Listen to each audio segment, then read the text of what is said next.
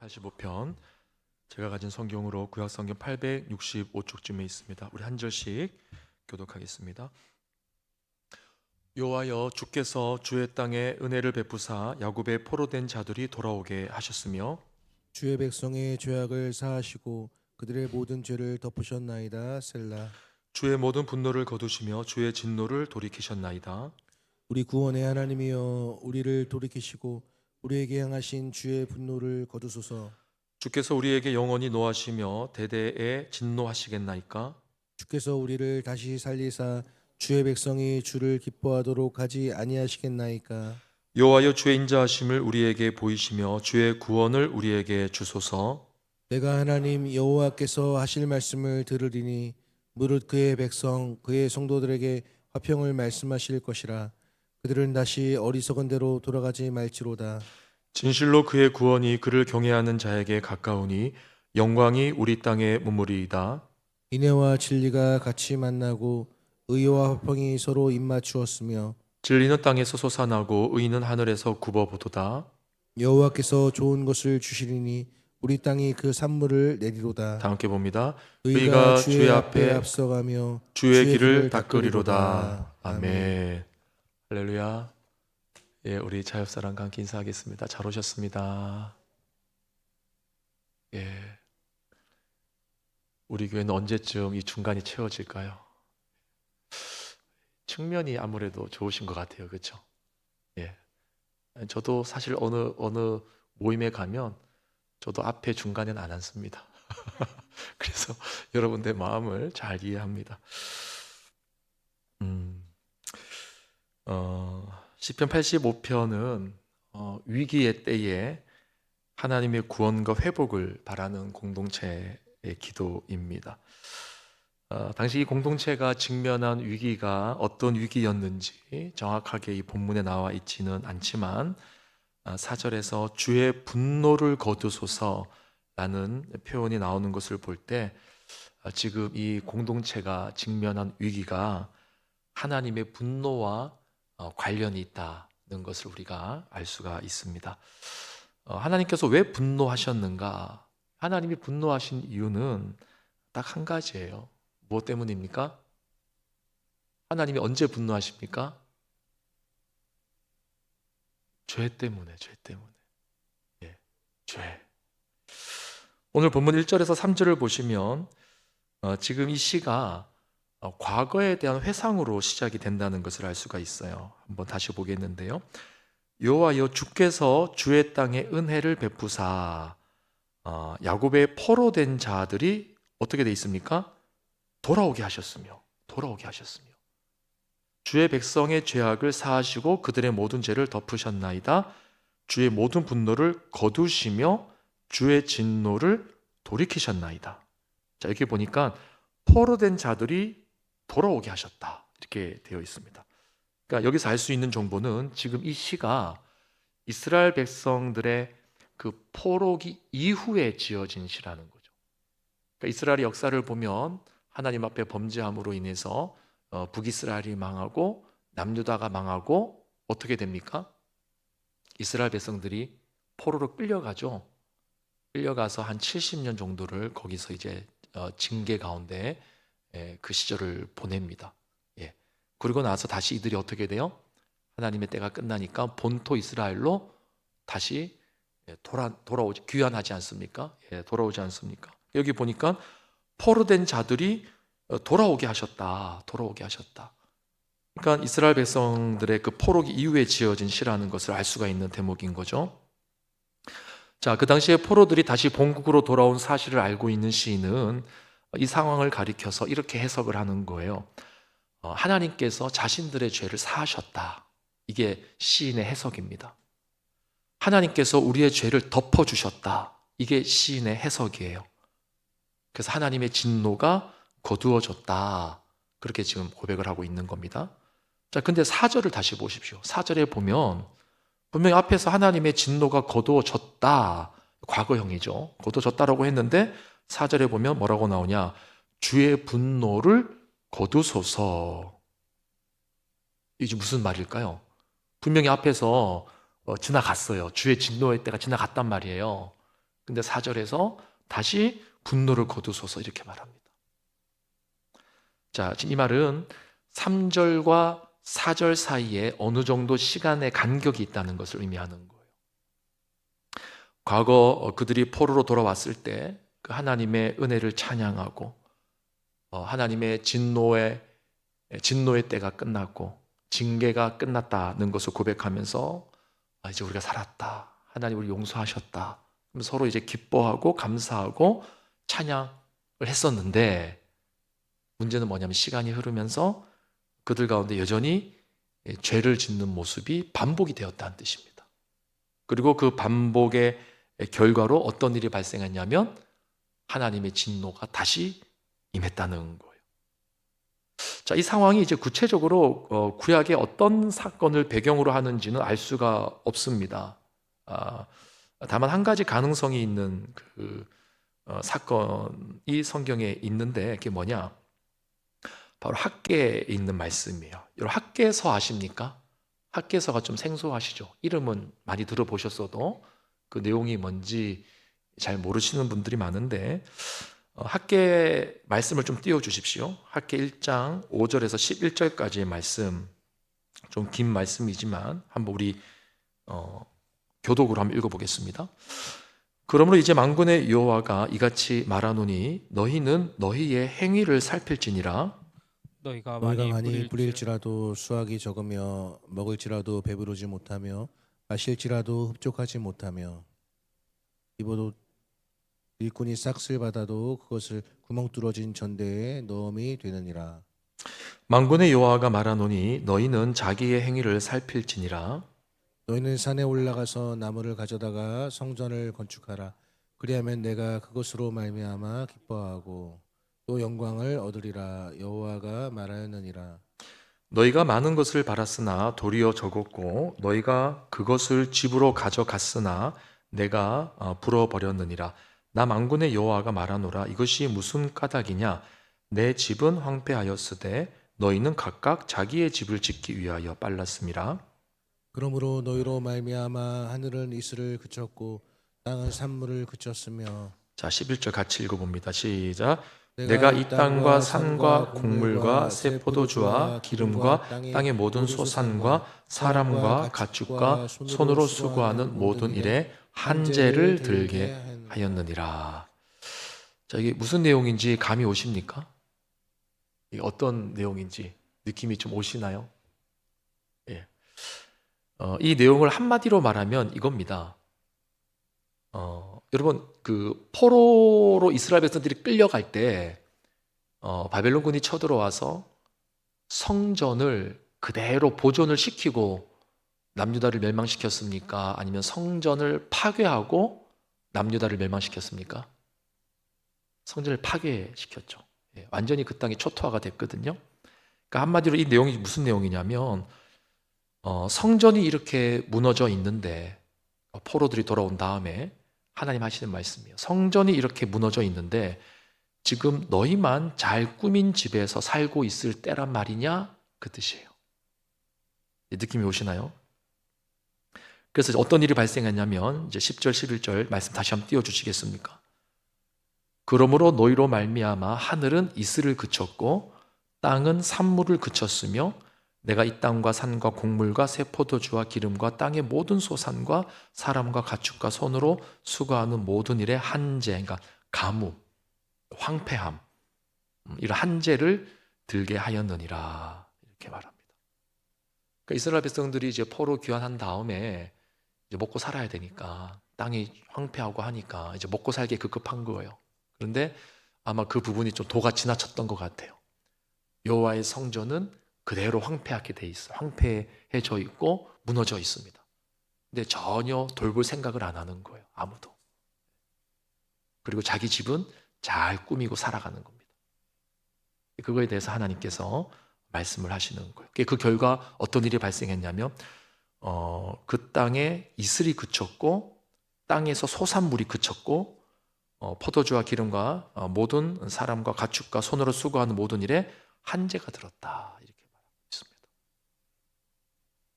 자, 그런데 오늘 본문 12절을 보십시오. 이제 시편으로 들어와서 시편 12절에 보면 이렇게 나와 있죠. 같이 읽어볼까요? 시작. 여호와께서 좋은 것을 주시리니 우리 땅이 그 산물을 내리로다. 자, 앞에서 이제 하나님의 진노에 대한 이야기를 했단 말입니다. 그리고 12절에서 여호와께서 좋은 것을 주실 것이니 우리 땅이 소산물을 낼 것이다. 이 말은 지금 그 땅에 어떤 기근, 가뭄 이런 것들이 지금 이제 들어졌다고 하는 것을 암시하는 내용인 것이죠. 그래서 오늘 이 시편의 말씀이 학계에 있었던 그 구약의 배경과 상당히 연관이 있지 않는가 이렇게 그렇게 보는 학자들이 좀 있습니다. 그러나 이것도 뭐 정확하지는 않고 추측이죠. 자, 오늘 본문이 우리에게 주는 핵심적인 메시지는요. 회복을 경험한 백성들도 또다시 죄를 지을 수 있다는 것이고요.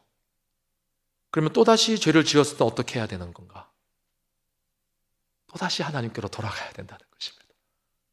지금 하나님께서 원하시는 것은 다른 거 아니죠.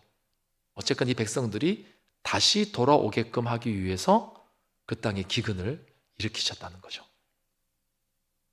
지금 시인이 얼마나 간절하냐면요. 아주 간절하다 못해 좀 뻔뻔해 보이기까지 하는데 오늘 본문 5절 이하를 한번 다시 보실까요? 여기 보면 주께서 우리에게 영원히 노하시며 대대에 진노하시겠나이까? 주께서 우리를 다시 살리사 주의 백성이 주를 기뻐하도록 하지 아니하시겠나이까? 여호와여 주의 인자하심을 우리에게 보이시며 주의 구원을 우리에게 주소서. 자, 이걸 이제 쉬운 성경에 보니까 이렇게 번역을 했습니다. 언제까지 우리에게 화를 내시렵니까? 너무 당돌하지 않습니까? 하나님을 향해서 언제까지 우리 자손에게 노여움을 거두지 않으시렵니까? 다시 한 번 더 우리를 살려주소서. 그러면 우리가 주께 감사하며 주를 기뻐할 것입니다. 여호와여 우리를 극진히 사랑해 주시고 우리에게 구원을 베풀어 주소서. 제가 처음 이 부분을 읽고 이거 너무 당당한 거 아니야? 그런 생각을 했어요. 언제까지 우리에게 화를 내시렵니까? 네. 언제까지 우리 자손에게 노여움을 거두지 않으시렵니까? 자, 그런데 이제 8절을 보시니까 진짜 시인의 마음이 뭔지가 드러납니다. 8절 다 함께 볼까요? 8절 다 함께 시작. 내가 하나님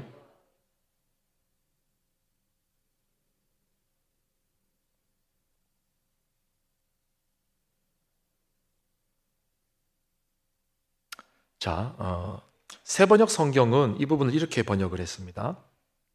앞에서는 굉장히 당당하게 하나님 앞에 언제까지 화를 내시렵니까? 이렇게 말을 했는데 8절에서 제가 읽어드릴게요. 새번역을. 하나님께서 무엇을 말씀하시든지 내가 듣겠습니다. 꼬리를 확 내린 거예요, 지금. 주님께서 우리에게 평화를 약속하실 것입니다.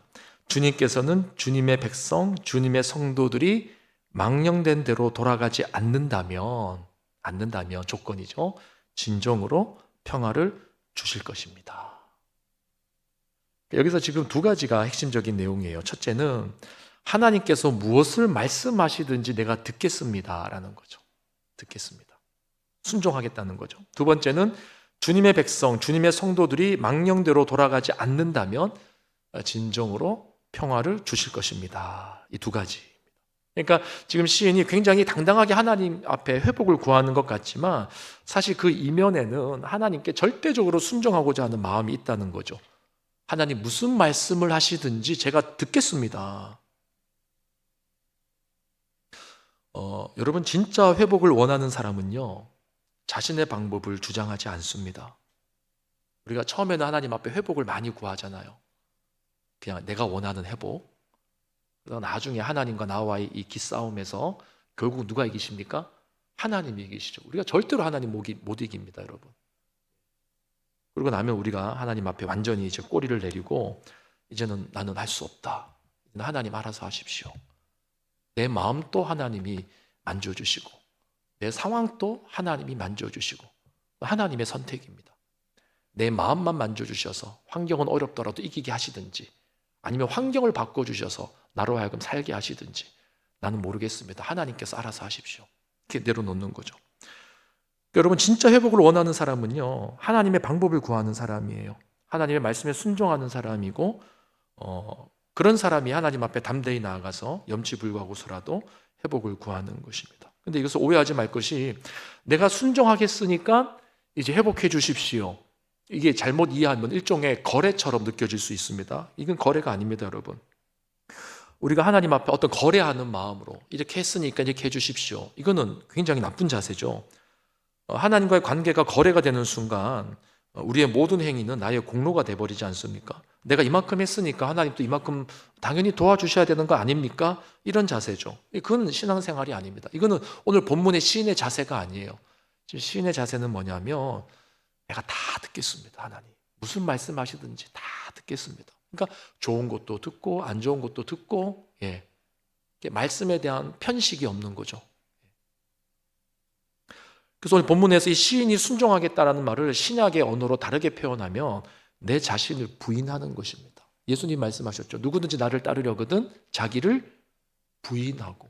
그러니까 자기를 부인한다는 건 이런 뜻이죠. 여러분은 여러분 자신을 부인한다는 것이 어떤 의미인지 알고 살아오셨습니까? 내 생각을 내가 부인해야 돼요. 내 생각. 하나님을 내 마음대로 움직이려고 하는 생각. 내 뜻대로 신앙생활을 하려고 하는 생각, 내 방식대로 가정을 다스리고 내 방식대로 교회 생활을 하고 내 방식대로 뭔가를 하려고 하는 그런 모든 것들을 부인하라는 겁니다. 그리고 이제는 하나님의 음성에 순종하겠다는 거죠. 내가 하나님 여호와께서 하실 말씀을 들으리니, 듣겠다는 거죠. 여러분, 오늘날 우리에게 필요한 것이 바로 이런 자세 아닐까요? 주님의 신실하심을 믿고 그분이 나보다 옳으심을 인정하고 그분으로부터 모든 선한 것이 나온다는 것을 확신하기 때문에 그분이 아니고서 내가 살 수 없다는 것을 고백하는, 그래서 내 자신과 내 뜻과 내 공로를 부인하는 그런 삶. 그러나 결과적으로 이렇게 살면 하나님께서 내게 긍휼을 베풀어 주실 것이다 라는 확신을 갖는 것. 이거는 딜이 아니라 이것은 약속에 근거한 것입니다. 왜냐하면 언약의 신실한 하나님께서 그렇게 약속하셨기 때문이에요. 너희들이 나에게로 돌아오면 내가 돌아가겠다 하는 약속이 언약의 약속입니다. 언약의 약속. 그래서 그것을 시인이 간절히 기대하고 있어요. 그 기대하는 바가 이제 본문 마지막에 나오는 것입니다. 9절에 보시면 진실로 그의 구원이 그를 경외하는 자에게 가까우니, 그러니까 여기서 말하는 경외함이 뭡니까? 앞에서 말한 무슨 말씀을 하든지 듣겠습니다. 그게 경외함이죠. 그러면 구원이 온다는 거예요. 하나님의 영광이 우리 땅에 머무리이다.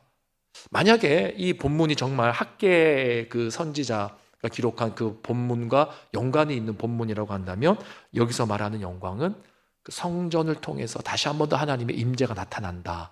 이제 그런 의미가 되겠죠. 자, 10절 보십시오. 10절 보면 아주 아름답게 표현을 했습니다. 인애와 진리가 같이 만나고 의와 화평이 서로 입맞추었으며. 그러니까 인애, 진리, 의, 화평, 이거 다 하나님이 우리에게 주시는 선물이죠.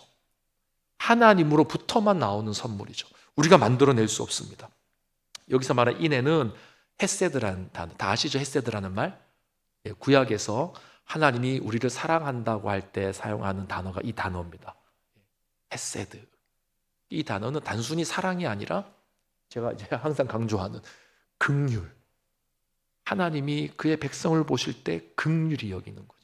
그래서 선지서에 보면 하나님께서 이스라엘 백성들의 그 패역함을 고발하실 때 어떤 비유를 드시냐면 네가 태어나서 핏덩이채로 버려졌다. 그게 이스라엘이라는 거죠. 그 핏덩이채로 버려진 그 아기를 내가 거둬들이고 내가 키우고 내가 나중에 나의 신부로 맞이했다. 그렇게 말을 해요. 그게 이스라엘이라는 겁니다. 이스라엘. 긍휼, 하나님의 긍휼. 그게 헤세드라는 단어예요. 인애. 그러니까 인애와 진리가 같이 만나고 의와 화평이 서로 입맞추었다. 이거 굉장히 아름다운 표현 아닙니까? 하나님께서 이 모든 것을 주신다는 거죠. 진리는 땅에서 솟아나고 의는 하늘에서 굽어본다. 진리가 땅에서 솟아나고 의는 하늘에서 태양과 같이 이 땅을 비춘다 이겁니다. 이게 학계 선지자의 내용으로 보면 지금 땅이 다 황폐한 거예요. 땅이 황폐하고 하늘에서 비가 내리지 않습니다. 그런데 먼저 진리가 솟아나고 의가 하늘에서 비춰지면 12절에서 여호와께서 좋은 것을 주시리니 우리 땅이 그 산물을 내리로다. 그러니까 하나님이 이 은혜의 역사가 이 땅 가운데 임하고 나서야 비로소 이 땅 가운데서 하나님이 좋은 것을 이 땅에서 나오게 하신다라는 거예요. 영적인 원리는 항상 마찬가지 아닙니까? 육체적인 문제가 우리의 어떤 외적인 문제가 해결이 되고 영적인 문제가 해결되는 게 아니라 항상 보면 영적인 문제가 먼저 해결이 되고 난 다음에 우리의 외적인 문제가 해결되는 거, 그게 이제 영적인 원리인 거죠. 마지막에 13절에 보면 의가 주의 앞에 앞서가며 주의 길을 닦으리로다. 갑자기 이 길 이야기가 왜 나오는가? 지금 여러분 의가 주의 하나님 앞에 앞서간다. 그리고 하나님이 가는 그 길을 닦고 있다. 이게 무슨 이미지인 것 같습니까? 지금 이 이미지가 주님 앞에 그분의 의가 앞서가면서 길을 닦고 있어요. 이게 무슨 이미지일까요? 진짜 어려운 질문을 드리는 것 같네요. 왕의 행차입니다. 왕이 가는 길, 하나님의 의가 그 길을 닦는 거예요. 하나님의 의가. 이스라엘 백성들이 돌아오고 회개하고 주님 앞에 회개하고 돌아오면 하나님의 의가 임해서 하나님의 임재하는 그 길을, 그 도로를, 왕의 대로를 닦는다는 겁니다. 왕이 행차하신다, 물러거라 이렇게 하는 거죠. 의가 주님 앞에 앞서가며 주의 길을 닦으리로다. 다시 말해서 하나님이 이스라엘 공동체로 백성으로 돌아오시는 그것을 시의 결론으로 맺고 있습니다. 오늘 이 시는 사실 어렵지는 않습니다. 범죄했다가 회복된 인생이라 할지라도 또다시 범죄할 수 있다는 것, 그러나 또다시 회개하고 하나님의 의와 인애와 진리와 화평을 구하고 돌아서면, 하나님의 음성에 귀를 기울이고 돌아서면 하나님이 다시 우리에게 돌아오신다. 여러분, 성경의 원리는 거의 똑같아요. 항상 그겁니다. 그렇지 않습니까? 돌아오라. 나는 언제든지 너희들에게 돌아갈 준비를 하고 있다. 돌아와라. 그게 이제 성경의 핵심 내용 아닙니까? 그래서 오늘 이 밤에 우리가 기도할 때 이 말씀을 붙잡고, 하나님, 내가 다시금 주님 앞에 서겠습니다. 신앙적으로 좀 무너져 있고 마음이 좀 힘들고 또 영적으로 다운되어 계신 분들이 계시다면, 하나님, 내가 다시 주님 앞에 나가겠습니다. 주의 음성 듣겠습니다. 이런 마음 가지고 오늘 이 밤에 여러분 각자의 기도의 문을 함께 열었으면 좋겠습니다. 이 시간 찬양할 때 우리 곡을 두 번째 곡으로 하겠습니다. 우리 주님이여 이 손을 꼭 잡고 가소서, 우리 마지막에 찬양하고 우리 함께 개인의 기도의 문을 열도록 하겠습니다.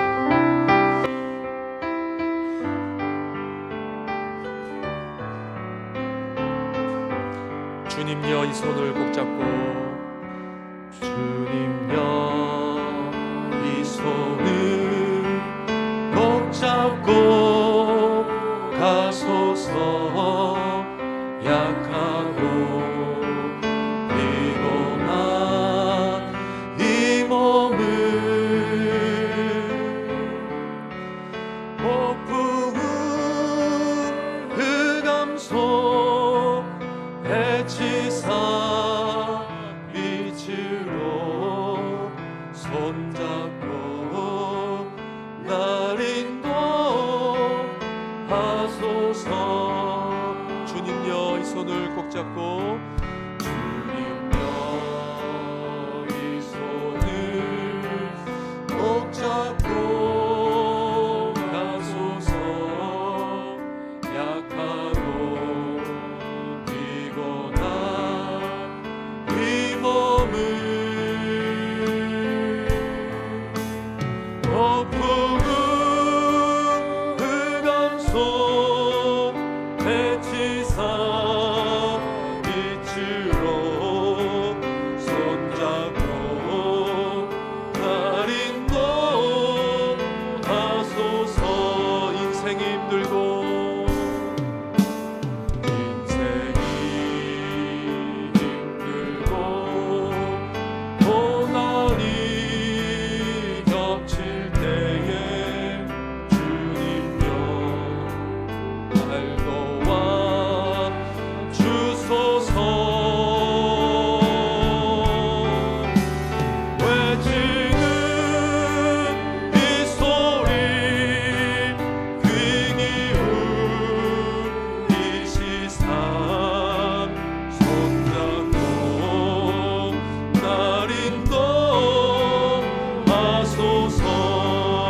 인생이 힘들고 고난이 겹칠 때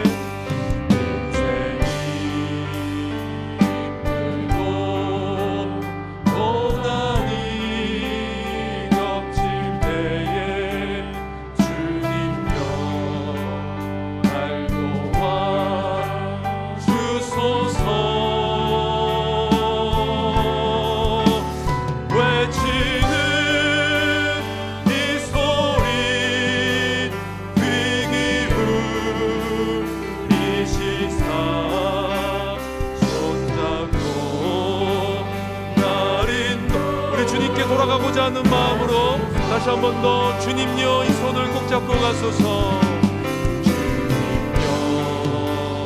이 손을 꼭 잡고 가소서.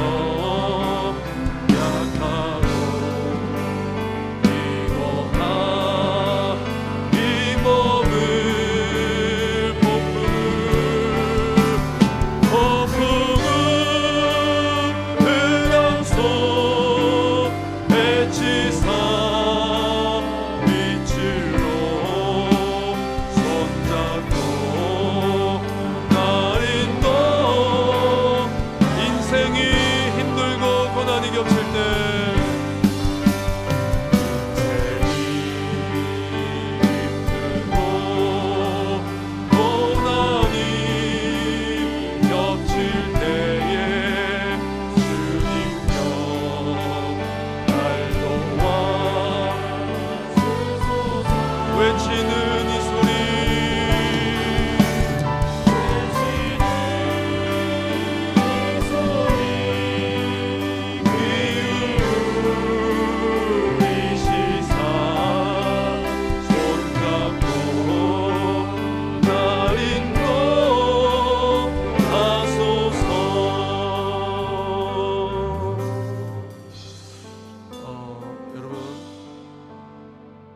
우리가 고난이 겹치고 삶이 팍팍하고 마음의 여유가 없으면은요, 본능적으로 내 살 길을 먼저 찾게 되어 있습니다. 그게 우리 모두의 모습 아닙니까? 여러분, 주변에 그런 분들이 있다고 함부로 정죄하거나 판단하지 마십시오. 믿음으로 살아야 된다고 함부로 말하지 마십시오. 정말 인생에 고난이 있고 삶이 어렵게 느껴지면 하나님보다도 자기 살 길이 먼저 보이는 게 우리의 약함이고 본 모습이에요. 그러나 그 심령에 하나님의 말씀은 반드시 들려야 됩니다. 성령께서 그 음성을 들려주셔야 됩니다. 그래서 내가 여호와의 성전보다 내 집을 더 우선시했구나. 내가 하나님의 나라보다 내 가정을 더 우선시했구나. 내가 하나님의 영광보다 내 영광을 더 우선시했구나. 여러분, 이것은 사람이 말로 한다고 깨달아지는 것이 아닙니다. 성령께서 그 마음에 감동을 주셔야 되고 하나님의 말씀이 우리의 심령 속에 찔림을 주셔야지 가능한 것 아니겠습니까? 이 시간 우리 금요 차례에 오신 분들만이라도 먼저 기도하면 좋겠습니다. 하나님, 내 삶 속에 정말 과거에 하나님을 경험한 그 영광과 은혜가 있지만 여전히 삶의 어려움 속에서 또 하나님 앞에 범죄하고 또 무너지는 나의 모습이 있네요. 하나님, 어찌하면 좋습니까? 이 시간 내 두 손을 주님 앞에 드리오니 하나님, 내 손을 붙잡아 주시고 내 삶을 이끌어 주시고, 혹 내 인생이 베드로와 같이 한때는 무리를 걸었지만 거친 풍랑을 보고 바다에 빠졌던 것처럼 지금 내 인생이 그렇게 바다에 빠진 모습이라면 주여, 내가 이 시간 손을 내미오니 예수님께서 베드로를 건져주신 것처럼 나를 건져주시옵소서. 우리 그 고백으로 오늘 이 밤 우리 개인의 기도의 문을 열었으면 좋겠습니다. 그리고 아울러 주변에 여전히 이렇게 헤매이는 분들이 계시다면 주여, 그분의 손을 붙잡고 그분의 삶을 이끌어 주시옵소서. 우리 제목으로 개인의 기도의 문을 열고 또 여러분 갖고 나온 기도의 제목으로 마음껏 기도하시고 승리하는 밤 되길 바랍니다. 우리 주의 이름을 크게 한번 부르고 기도하겠습니다. 주여